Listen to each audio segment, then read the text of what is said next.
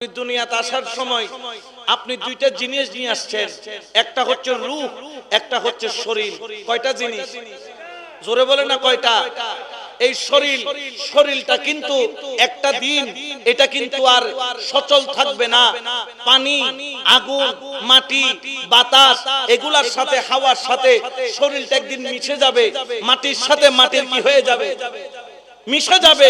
কিন্তু রূহের কোনো মৃত্যু, জোরে বলে না, রূহের কোনো মৃত্যু। এই জন্য আপনি যখন দুনিয়াতে আল্লাহ থেকে যে পাক নিয়ামত নিয়ে আসলেন এই জসদের ভিতরে করে, আপনি শুধু রূহ নিয়ে আসেন নাই, এখানে আপনার কলব আছে, খাফি আছে, আখফা আছে, লতিফায় ভরপুর আছে। যেই লতিফাগুলা আপনি মাওলার দরবার থেকে পরিষ্কার পরিচ্ছন্ন করে এই দুনিয়ার বুকে এসেছেন। আসার পরে যখন মা চিনলেন, বাবা চিনলেন, টাকা চিনলেন, ক্ষমতা চিনলেন, দুনিয়া চিনলেন, ভালোবাসা চিনলেন, নারী চিনলেন, বাড়ি চিনলেন, গাড়ি চিনলেন, সেই লতিফাগুলার মধ্যে কালো কালো দাগ পড়ে কলবের ওই চাদর নোংরা হয়ে গেছে। যখন নোংরা হয়ে যায় কাপড়, আমরা ধুপির দোকানে নিয়ে যাই, ধুপিকে দেই। আমরা ঠিক তদ্রূপ ভাবে এই কলবটাকে পরিষ্কার করার জন্য, কারণ একদিন তো এই দুনিয়া ছেড়ে আমাকে চলে যেতে হবে।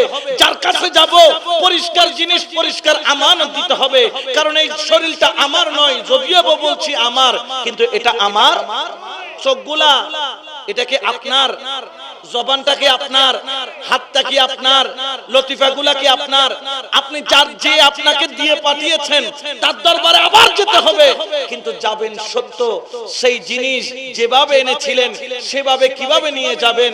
সেখানে তো নোংরা, কর্দমা, ময়লা আপনি নিয়ে গেছেন। মাঝে মধ্যে দেখবেন গাড়ি যখন ভাড়া নেই, একটা ড্রাইভার এসে বলে, হুজুর আমি কক্সবাজার যাব, আপনার গাড়িটা দেন, 5000 টাকা ভাড়া দিব। যখন নিয়ে গেল কক্সবাজার, আসা যাওয়ার মধ্যে গাড়িটা নোংরা হয়ে যায়। আমাকে বুঝায় দেওয়ার আগে গাড়িটা আবার কি করে দেয়? পরিষ্কার ধুয়ে মুছে চকচক করে দিয়ে যায়। তো কেন? বলতেছে মালিক থেকে যেভাবে নিয়েছি তাকে আবার সেভাবে কি করতে হবে? দিতে হবে। তো আপনি তো ওই মালিককে আপনার এই শরীরের লতিফাগুলা কিভাবে আপনি প্রেজেন্ট করবেন, কিভাবে আপনি দিবেন, সেটা পরিষ্কার করার জন্য আল্লাহ কতগুলা জায়গায় জায়গায় ওয়াশ কেন্দ্র রেখেছে, যেগুলার মাধ্যমে আপনার ভিতরে পরিষ্কার করা হয়। কোনটার নাম হচ্ছে জলিল ভান্ডার, কোনটার নাম হচ্ছে আমির ভান্ডার, কোনটার নাম হচ্ছে চরণদ্বীপ দরবার, ঘুমদন্ডি দরবার, হারবাঙ্গিরি দরবার। এক একটা সেন্টার আছে, যে সেন্টার তোমার কাছে, সেই সেন্টারে যাও। সেই সেন্টার তোমার ভালো লাগে, সেই সেন্টারে যাও, গিয়ে তুমি নিজেকে পরিষ্কার করে নাও। শেষ নিঃশ্বাসটা বন্ধ হওয়ার আগে মালিকের দেওয়া আমানতটাকে পৌত পবিত্র করে মালিকের দরবারে নিয়ে যাও। ঠিক কি না? যদি নিতে না পারেন, আপনি দুনিয়াতে যত বড়ই হন না কেন, মাওলার দরবারে আপনার 2 পয়সার কোনো দাম, জোরে বলেন না, কোনো দাম। এই জন্য খেয়াল রাখবেন, আল্লাহর ওলির দরবারে যখন যাবেন, আমার আল্লাহ পাক ঘোষণা করেন, ইন্নাল আবরারা ইয়াশরাবুনা মিন কাসিন কানা মিজাজুহা কাফুরা। যারা আল্লাহর ওলির দরবারে যাইতে যাইতে সাহেবে আবরার হয়ে যায়। আল্লাহর ওলিদের একটা স্থানের নাম হলো সাহেবে আবরার। যারা আবরারের পর্যায়ে চলে যায়, সত্যের উপর অটল হয়ে যায়। মাইজ ভান্ডারের বিরুদ্ধে অনেকে কথা বলে না, তোমরা কি এগিয়ে নুন এখন এ খান্দি ঢুকে এ খান্দি দূরওয়াড়া সিনে বনর কিনালায় হইতে গৌসুল আজম মাইজ ভান্ডারি বে তুত্তু নোয়া করি সেরে নেমুল ওই তুত্তু না বা সিনান হইতো না। ঠিক কি না? গৌসুল আজম মাইজ ভান্ডারি কি বি জিনিস বে জগতে সিনাখনা জগতে, যেটা ইমাম হাসিমের দলিলে ব্যক্তি যে এর খোদায় দরবার বলতে একখান দরবার বুঝি, অথচ নিজের একখান দরবার আছে।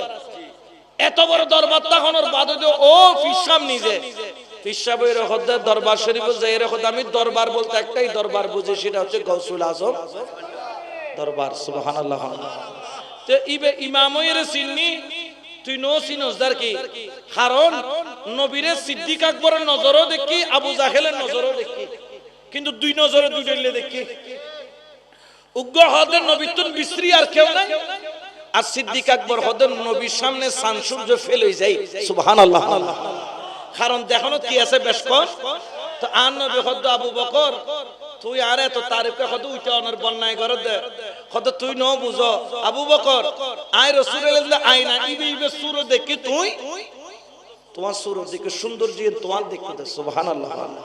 তো মাইজবান্ডার ইমাম হাশিমি যখন যায়, ইমাম শেরে বাংলা যখন যায়, বেলায়েতের গুলিস্তা দেখে, বেলায়েতের গুলজার দেখে, আর কতগুলা খালি বেদাত আর শিরিক দেখে। তো তারা ছেড়ে দেখতে থাকুক, আমাদের এগুলাতে বলার কোনো কিছু, কে কি বললো, কে কি করলো, এটা এটা আমার আর আপনার দ্বারা গৌসুল আজম মাইজবান্ডারের দরবার বন্ধ হয়ে যাবে না, রৌনক হবে না। কারণ গৌসুল আজম মাইজবান্ডারের বেলায়েতের ডঙ্কা এটা বাজায় দিছেন কে? আরাম মোল্লা কোলার এখনো খাম যে কোন বিয়াদবি করে দেবে, দে কোন ফোঁয়াইতে লাই তো 3টা বাজে যায় ফিরিত বেড়ি না এটা খাতে দে, ঠিক কি না? লাই তো 3টা বাজে বেড়ি না ফিরিত করি খান্দে, কারণ বাজি গেলে বাবা এটা জম করে, ঠিক কি না? আল্লাহ তাআলা বুঝিবে তৌফিক দান করো, আরো জোরে বলেন না আমিন। এই জন্য আজকের আলোচনার খুলাসা, সাহেবে আবরার যদি হতে পারেন আল্লাহর ওলির কদমে থেকে, ইয়াশরাবুনা মিন কাসিন কানা মিজাজুহা কাফুরা। আমার জলিল শাহর কাছে আল্লাহর একটি নিয়ামতের ভান্ডার আছে।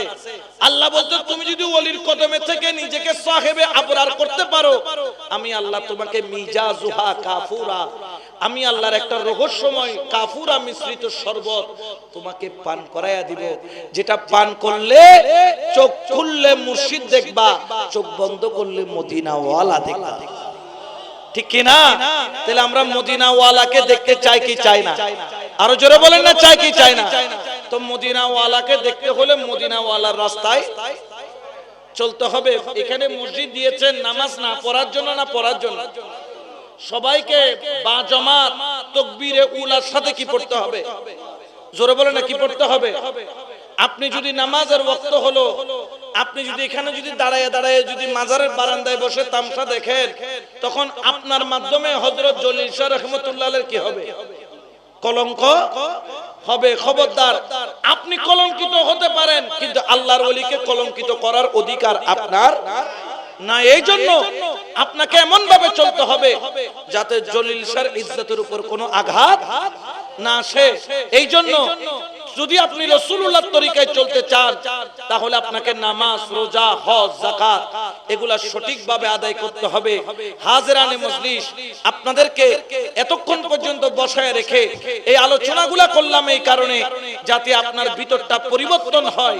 কারণ আমরা ইদানিং ওলি আল্লাহর দরবারকে দেখতেছি তামসার ঘর বানিয়ে ফেলছি, ওলি আল্লাহর দরবারগুলাকে আমরা আনন্দের খোরাক বানিয়ে ফেলেছি, নর্তন কুর্দনের খোরাক বানিয়ে ফেলেছি। অথচ আল্লাহর ওলির দরবার দুনিয়া পাওয়ার দরবার নয়, আল্লাহর ওলির দরবার রাসূল পাওয়ার দরবার, আল্লাহ পাওয়ার দরবার, ঠিক কি না? যাতে দুনিয়ার তামসার সাথে আমরা মিলে না যাই, দুনিয়ার তামসার সাথে যাতে আমরা নিজেকে যাতে আপনার বিশৃঙ্খলার মধ্যে ফেলে না দেই, আমাদের ক্ষণিকের আনন্দের জন্য যাতে ওলি আল্লাহর দরবারের বদনামি না হয়। এই জন্য দরবারে ঢুকতে আদব, দরবারে বসতে আদব, দরবারে চলতে আদব। আদব ছাড়া যদি আপনি ওলি আল্লাহর দরবারে আসেন, বসেন, আপনার এই দরবারে আসা যাওয়া, উঠা বসা এগুলা আপনার 2 পয়সারও কোনো কাজে আসবে। জোরে বলে না, 2 পয়সারও কোনো কাজে আসবে। এই জন্য খেয়াল রাখবেন, যদি আল্লাহর ওলির দরবারে আসার মতো আসতে পারেন, নিয়ামত নিয়ে যেতে পারবেন। এই জন্য শেষ করার আগে বলবো, ভিখারি সাজিয়া আইলাম মাওলার দরবারে, ঠিক কি না? আপনি যদি ভিখারি সেজে আসেন, আপনি এখান থেকে ভিক্ষুক হয়ে বের হবেন, আসবেন ভিখারি সেজে, বের হবেন বাদশা হয়ে। আর যদি বাদশা হয়ে আসেন, যা আসিল হারিয়ে কি করে দিবে, হতে যা হাইলে কোটারা বলে এরে জাগোই, এটা তুললে বাদশার কোনো জায়গা, এটা ভিখারি সাজলে দাম আছে। এই জন্য আমার সাথে একটু বলবেন, ভিখারি সাজিয়া আইলাম মাওলার দরবারে, বলো ভিখারি সাজিয়া আইলাম মাঝে ভান্ডারে, রহমতের নজরে মুর্শিদ চাও নাই আমারে, বলো রহমতের নজরে জলিল চাও নাই আমারে, ভিখারি সাজিয়া আইলাম মাওলার দরবারে, বলো ভিখারি সাজিয়া আইলাম মাওলার দরবার। অনল বর্ষী বৃষ্টির মতো ফয়েজারিও বিরগত, আরে অনল বর্ষী বৃষ্টির মতো আরে ফয়েজ জারি ও বি রগত চরণে হইলে নত ফয়েজ পাবি রে হাইরে চরণে হইলে নত ফয়েজ পাবি রে ভিখারি শাহ আইলাম মাওলার দরবারে বলো ভিখারি শাহ আইলাম জলিল ভান্ডারে গলায় লঙ্কের মালা কাঁধে নিলাম ভিখারে জোহলা গলায় নিলাম কলঙ্কের মালা হরে কাঁধে নিলাম ভিখারে জোহলা ভিক্ষা দিয়া মনের আশা পূরণ করো রে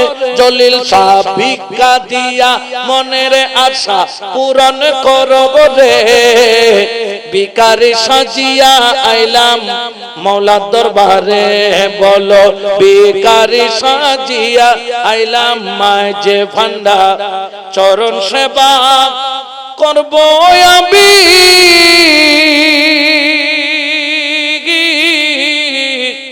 দয়া করো আমায় তুমি চরণ সেবা করব আমি দয়া করো আমায় তুমি চরণের আশিকি বানাই রাখো আমারে জলিল শাহ চরণের আশিকি বানাই রাখো আমাদের ভিখারি সাজিয়া আইলাম মাঝে ভান্ডারে বলো ভিখারি সাজিয়া আইলাম জলিল ভান্ডারে রহমতের নজরে মুর্শিদ চাও নাই আমারে রহমতের নজরে মুর্শিদ চাও নাই আমারে ভিখারি সাজিয়া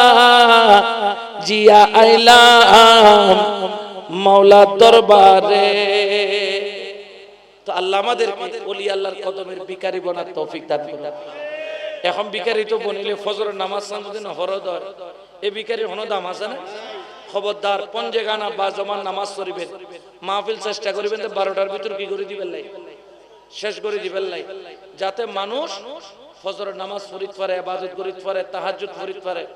আল্লাহ পাক রব্বুল আলামিন জলিল শাহ রাহমাতুল্লাহ আলাইহির উসিলায় আজের এই মাহফিল আনরে কবুল করো।